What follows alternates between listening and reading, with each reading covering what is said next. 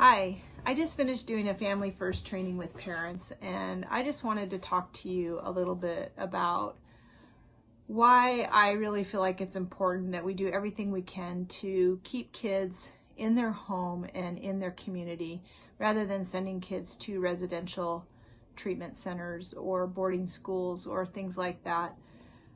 Which, by the way, with all the changes that have happened in our community with schools and kids being home and all of that, there is a huge increase in people that are asking for services outside of the home and outside of the community.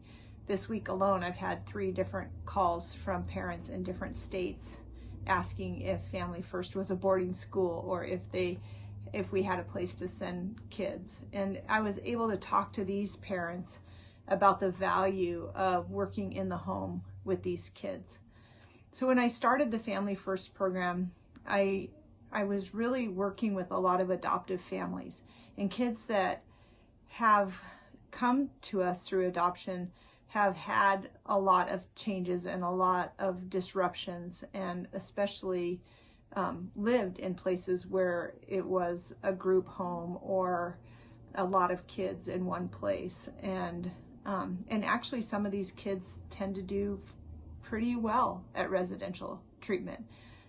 It's less personal than living in a family, and it doesn't always hit on some of their issues that they have in the family.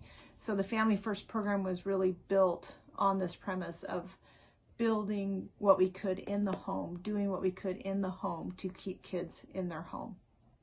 So, when you look at some of the problems that we're faced with kids and that come to us for Family First services, one of the main things is really dealing with angry, aggressive, maybe violent kids that have created unsafety in their homes. And sometimes the kids have created unsafety for themselves. They may not be attacking anybody else in the home, but maybe they have a history of self-harm, or they're threatening suicidal or self-harm behaviors. And I'm not opposed to sending kids somewhere if we need to send them there for safety. That is something that sometimes we have to really look at. How can I keep you safe is the best question that we can ask, and what do I need to do to keep you safe? And so that's one of the big questions that people want to ask. And my thing about that is that if we can do that in the home, if we can make the home safe, then that is going to be the best curative agent that we have, because nobody feels good about themselves when they are acting in unsafe ways, whether it's towards other people or towards themselves. These kids at their core, they don't feel good about this, and it doesn't feel good to know that nobody around you can keep you safe, that nobody can handle you, that you're too much, that you're too bad, all of those kind of things. Sometimes we do have to send kids to the hospital to get them stabilized, to get medication figured out. But kids that spend time in detention and hospitals for a week or 2 at a time, frequently, a lot of times they kind of learn that system and they don't necessarily mind it. But the hard work that really has to be done, whether kids are sent away for a couple of weeks or sent away for 3 months or 6 months or 9 months or a year, is really going to be done in the home at the point when the child returns. And so Family First was designed to be intensive, to create almost a residential treatment center in your home. We asked ourselves when I was designing it, like the team that I was working with is like, what can we do to ensure safety here? And how do we build safety? I want your kids to know that you can keep them safe, even from themselves, and that in doing that, you can teach them how to keep themselves safe. And that is huge for these kids. And it's huge for growth as a person to know that they're not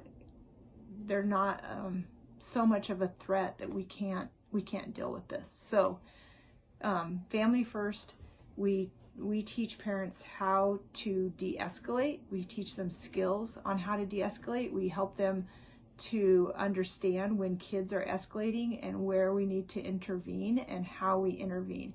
And we give you support and we give you that help right from the start in not overreacting, but also not underreacting to what's happening in the moment. We have you keep the kids very close to you, so we see things as they're happening a lot faster than you would normally see it. So when parents tell me like it isn't going to work because, my kid goes from 0 to 60 in a nanosecond, we go through that in training and we talk to the parents about how these things are happening really fast, but also when you're right there, you see them start to happen. And as we see them start to happen, here's where we use intervention, and here's how we do that. And on top of that, we give parents the skills that they need to keep the kids safe, to be able to keep themselves safe. We show them kind of where those power struggles are and how to move and how to handle that. Sometimes, honestly, we have had kids that in the middle of doing Family First, they will have an explosive moment. They will have to go to detention for the weekend, or they'll, have a relapse or, something like that. But as soon as they get home, like we just start right back in. And what the kids learn is that, that we've got them. It's going to be okay. We're going to figure this out. We're going to work through it. We're not looking the other way. We're not overreacting, but we are responding to what's happening, and we are going to have an answer to how to do that. So it's just something to consider if you're struggling with parents that are saying they want to just have someone take their kid, or they want the kid out of the family because the kid isn't being safe in the family.